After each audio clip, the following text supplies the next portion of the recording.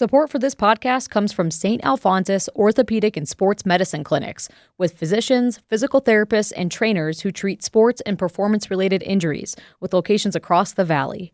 More information on services and locations at stalphonsus.org/stayactive.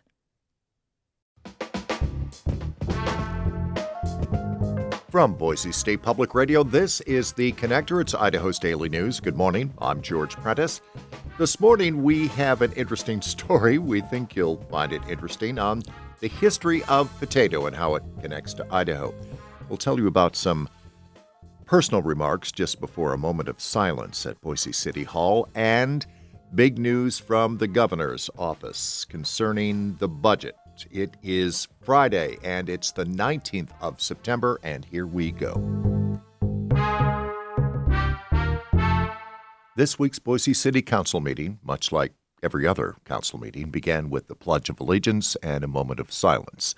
But this week, some remarks were a bit personal. I'm familiar with what political violence feels like, and it feels like it's getting more common, and that's weighs heavy on me, weighs heavy on my family. When I go to recruit people to run for public office, it's something that gets brought up a whole lot. And I don't think that was the case 10 years ago, and that's really unfortunate.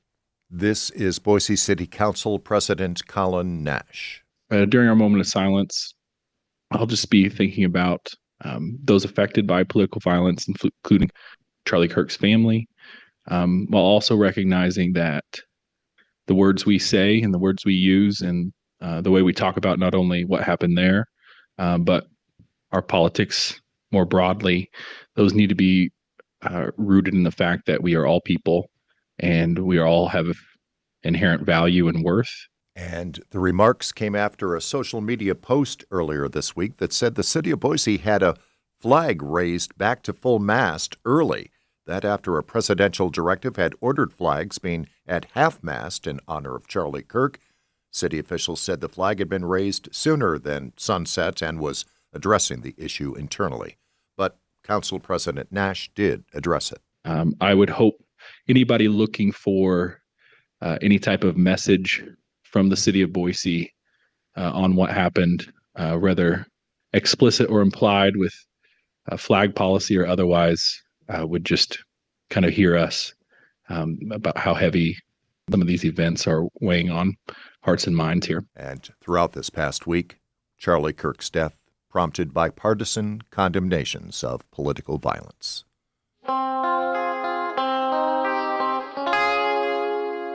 State agencies in Idaho are being ordered to permanently cut 3% from their budgets beginning next fiscal year. James Dawson has more on the latest directive from Governor Brad Little. Last month, Little told agencies to cut 3% from their current year budgets as a temporary way to ride out falling tax collections. But in a memo to agency directors Wednesday, his budget chief Lori Wolf told them to redo their proposed spending plans for next year, citing falling revenue projections.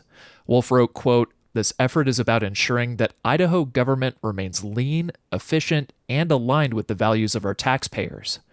Earlier this year, Republican leaders and Governor Little passed a tax cut package worth $450 million, largely focusing on corporate and personal income tax rates.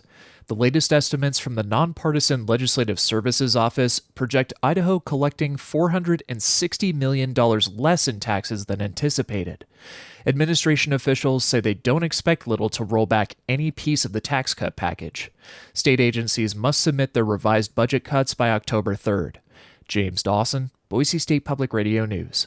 A fair celebrating the most Idahoan of Idaho symbols, the potato, starts today in Meridian. Julie Lucata is never one to miss an opportunity to talk about deep-fried starches, and she takes a look at how the humble potato became such an icon in our state. Boil 'em, mash 'em, stick 'em in a stew.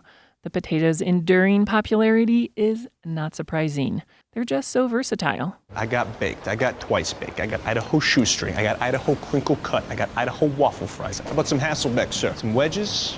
Turns out the Idaho Potato Commission regularly puts out quirky ads, including one for its very own potato lipstick from last year. Awaken your hunger. Surrender to your desire for French fries. So where does all this potato enthusiasm come from? Well, Idaho's temperate climate and rich volcanic soil happens to be a perfect match for the russet, first developed as a blight-resistant tuber to help revive Ireland's crops following the Great Potato Famine in the mid-1800s. Today, Idaho is the largest spud producer in the U.S., bringing in $1.3 billion into the state economy in 2023, with 2/3 of its crop destined to become frozen fries and dehydrated powder. Yum. Potato Days starts this Friday evening in Meridian and runs until Sunday. Julie French Fries Luqueta, Boise State Public Radio News. And that is today's episode of The Connector. I'm George Prentice. What do you say we give this another try come Monday? Between now and then, you can stay up with the news on our website, boisestatepublicradio.org.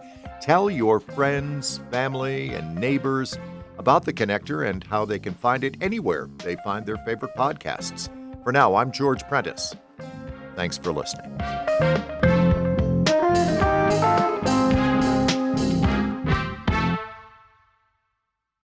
It's rare to find a podcast that can actually change your life. But when the show's called Life Kit, that's kind of the whole point. I'm Mariel Segarra. 3 times a week on the Life Kit podcast, we guide you through a topic we could all use help with, from personal development to healthy living to managing your dinero, with takeaways so you can start living what you learn right away. Escucha el Life Kit podcast from NPR.